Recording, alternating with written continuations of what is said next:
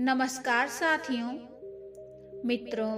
आज हम आपको श्री रामचरितमानस का एक भावपूर्ण प्रसंग सुनाने जा रहे हैं। मित्रों, ये प्रसंग बहुत ही सुंदर है, तो कृपया इस प्रसंग को अंत तक अवश्य सुनिए। तो चलिए मित्रों, शुरू करते हैं। साथियों, बात उस समय की है जब हनुमान जी माता सीता को खोजते हुए अशोक वाटिका में पहुंचे और जानकी माता के सामने गए। पहले तो माता जानकी के सामने नहीं गए, वो छिपे रहे और छिपे छिपे ही राम जी की कथा सुनाई। तो जानकी माता बोली कि इतनी सुंदर कथा कौन सुना रहा है? इतनी सुंदर कथा किसने सुनाई है? सामने तो आओ, मैं तुम्हें भी तो देखूं। तुम कितने सुंदर हो जो तुमने इतनी सुंदर कथा सुनाई है। ये सुनकर हनुमान जी बोले कि हे माता, बस कथा ही सुंदर है, लेकिन कथा कहने वाला तो बिल्कुल बंदर है, इसलिए छिपा ही रहे तो ही अच्छा है। तो माता सीता बोली कि बंदर ही सही, सामने तो आओ। जो भगवान की कथा कहे वह सुंदर ही है, फिर चाहे वो बंदर ही क्यों ना हो। तो जब हनुमान जी माता सीता के सामने आए तो जानकी माता ने देखा इतना छोटा सा बंदर, बिल्कुल छोटा। तभी तो ये कहा जाता है सूक्ष्म रूप धरी सिय ही दिखावा। मित्रों, हनुमान जी ने इतना छोटा रूप धारण कर लिया। माता सीता भी हनुमान जी को देखकर चकित रह गईं। इतना छोटा। माता जानकी को संदेह हो गया कि भगवान की कथा यही कह रहे थे। आश्चर्य हुआ, यही कह रहे थे। माता जानकी आश्चर्य से सोचने लगी, क्या यही कह रहे थे कथा? इतना छोटा सा और भगवान की ऐसी कथा कहे। पर हनुमान जी की यही विशेषता है, वे बड़े दिखते नहीं हैं, पर उनके द्वारा हर कथा बड़ी होती है। जानकी माता बोली कि तुम तो बड़े कथावाचक हो। हनुमान जी बोले कि कथावाचक नहीं माता, मैं तो रामदूत हूँ, उनका दूत हूँ और उनकी कथा के बहाने उनका संदेश लेकर आया हूँ।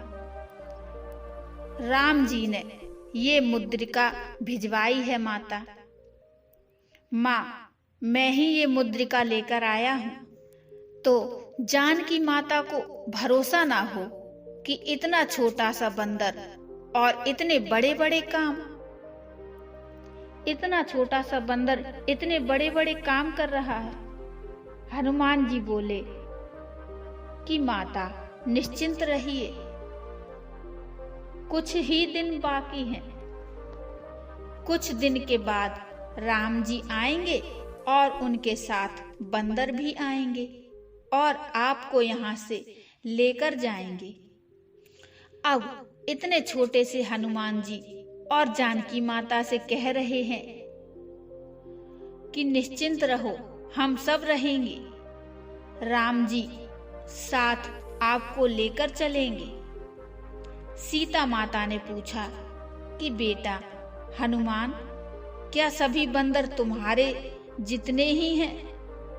हनुमान जी बोले, माता, हम तो उनमें बहुत बड़े हैं, बाकी तो हमसे भी छोटे छोटे हैं। जानकी माता बोली, जहां बड़े बड़े इतने से होते हैं तो छोटे छोटे कितने होंगे?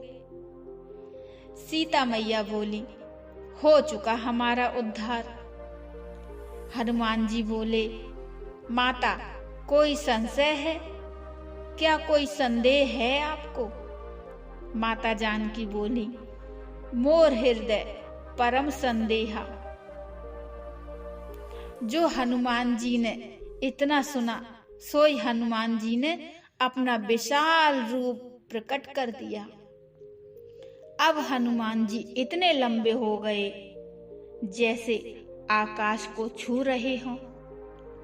तो जो सीता माता हनुमान जी को नीचे सिर झुकाकर देख रही थी, वे अब ऊपर सिर उठाकर देखने लगी। माता सीता मन भरोस तब भयहु। सीता माता बोली, बेटा अब मुझे भरोसा हो गया है, लेकिन मैं तुझे आशीर्वाद देना चाहती हूँ। तो हनुमान जी ने कहा, तो दे दो ना माता आशीर्वाद। अब माता कहने लगी, इतने से तो आओ ताकि आशीर्वाद दे सके, ताकि तुम्हारे सिर पर हाथ रख सके। पुनि लघु रूप पवन सुत लयहु। हनुमान जी फिर से छोटे हो गए, और जब हनुमान जी छोटे हो गए, माता सीता ने हनुमान जी के सिर पर हाथ रखा और उन्हें आशीर्वाद दिया। जानकी माता ने कहा कि बेटा, जब तुम इतने बड़े थे तो इतने छोटे बनकर हमारे सामने क्यों आए थे? छोटे बनकर सामने आने का क्या कारण है? हनुमान जी कहने लगे, माँ, बेटा कितना भी बड़ा क्यों ना हो जाए, पर माँ के सामने वो छोटा ही है। और एक बात और है। माता ने कहा, क्या? माँ, आपको देखकर मैं छोटा हो गया। तो मैया ने कहा, क्यों? मुझे देखकर क्यों? तो हनुमान जी कहने लगे कि आप तो भगवान की कृपा है। हनुमान जी बोले, जिसे भगवान की कृपा दिखाई देती है वह अपने आप को बड़ा मान ही नहीं सकता। वो अपने आप को बड़ा कैसे मान ले? वो मान ही नहीं सकता। सीता माता ने कहा कि जब तुम इतने छोटे से हो तो इतने बड़े कैसे हो गए थे? हनुमान जी बोले, माँ, वह हमारी महिमा नहीं थी। माता सीता ने कहा, फिर क्या था? हनुमान जी ने कहा, माता, आप तो भगवान की कृपा है। मैं तो छोटा ही था, लेकिन आपने देख लिया तो मैं बड़ा हो गया। भगवान की कृपा जिधर देख लेती है वही छोटे से बड़ा हो जाता है। ये तो भगवान की कृपा का चमत्कार ही तो है। ये मेरा चमत्कार नहीं है। जानकी माता बोली, अच्छा, इतना छोटा अपने को मानते हो तुम, लेकिन एक काम तो गलत किया तुमने। तो हनुमान जी एकदम चौंके और उन्होंने पूछा, क्या? तो माता ने कहा, बड़ा कौन है, मैं कि तुम? हनुमान जी बोले, आप? माता, आप ही बड़ी हैं। तो माता ने कहा, तो तुमको इतना पता नहीं है कि कहाँ बैठना चाहिए? कायदा क्या होता है? कायदा याद? माता सीता कहने लगी, हम नीचे बैठे थे और तुम ऊपर, हम अशोक वृक्ष के नीचे और तुम वृक्ष के ऊपर। ये कैसा कायदा है? हनुमान जी बोले, अपने यहाँ का तो ऐसा ही कायदा है। माता ने कहा, क्या मतलब? तो हनुमान जी कहने लगे कि राम जी के यहाँ भी तो ऐसा ही करते थे। प्रभु तरुतर कभी डार पर, राम वृक्ष के नीचे और हम वृक्ष के ऊपर, और यहाँ भी आप वृक्ष के नीचे और हम वृक्ष के ऊपर। माता सीता ने कहा, क्यों? हनुमान जी बोले, हम वृक्ष के ऊपर इसलिए रहते हैं ताकि ये बता सकें कि महिमा ऊपर वाले की नहीं, महिमा तो नीचे वाले की है। क्योंकि वृक्ष में मूल ही मुख्य है और मूल नीचे होता है और फूल ऊपर होता है और मूल के कारण फूल होता है, फूल के कारण मूल नहीं होता। और इसलिए हमें हनुमान जी ने ये संकेत दिया है मित्रों कि हमें कितनी ही ऊंची जगह बैठने को क्यों ना मिल जाए, पर हमेशा ये याद रखें कि इसके मूल में भगवान की कृपा ही तो है। तो कृपा श्री सीता जी की है और वे मूल में बैठी हैं। सीता मैया बोली, अच्छा बेटा, तो ऊपर क्यों बैठ गए थे? हनुमान जी बोले कि हम बड़े बनकर थोड़े ही बैठे थे मैया, बड़े की बात करनी थी इसलिए ऊपर बैठ गए थे। माता ने कहा, किसकी? राम जी की? हनुमान जी बोले, हाँ माता, और राम जी की कथा सुनाने के लिए ऊपर बैठे थे, क्योंकि कथा सुनाने वाले को ऊपर बैठना ही पड़ता है।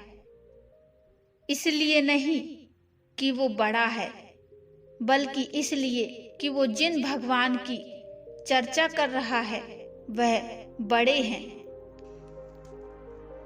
तो मित्रों, हनुमान जी तो इतने विनम्र हैं कि इतने बड़े होने के बाद भी सूक्ष्म रूप धरी सिए ही दिखावा, विकट रूप धरी लंक जरावा। हनुमान जी छोटे भी बनते हैं और बड़े भी बनते हैं। सीता माता के सामने छोटे बन गए और रावण की लंका जलाते समय बड़े बन गए। इसका अर्थ क्या है? इसका अर्थ यही है कि हनुमान जी भगवान की कृपा के सामने छोटे बन जाते हैं, लेकिन कोई अभिमानी मिल जाए तो उसका अभिमान तोड़ने के लिए हनुमान जी बड़े बन जाते हैं। बड़े बड़ों का अभिमान तोड़ दिया है हनुमान जी ने। तो मित्रों, यदि अंश मात्र भी अभिमान है तो मित्रों, यदि भगवान को पाना है तो हनुमान जी की शरण लेनी ही होगी। साथियों, इसी के साथ आज हमारी ये कथा समाप्त होती है। मित्रों, आपको ये कथा कैसी लगी कृपया मुझे कमेंट में ज़रूर बताइए। कथा अच्छी लगी हो तो लाइक कर दीजिए और चैनल को सब्सक्राइब भी कर लीजिए। मिलते हैं फिर एक और सुंदर सी कथा के साथ। तब तक के लिए नमस्कार। जय श्री हनुमान, जय श्री राम।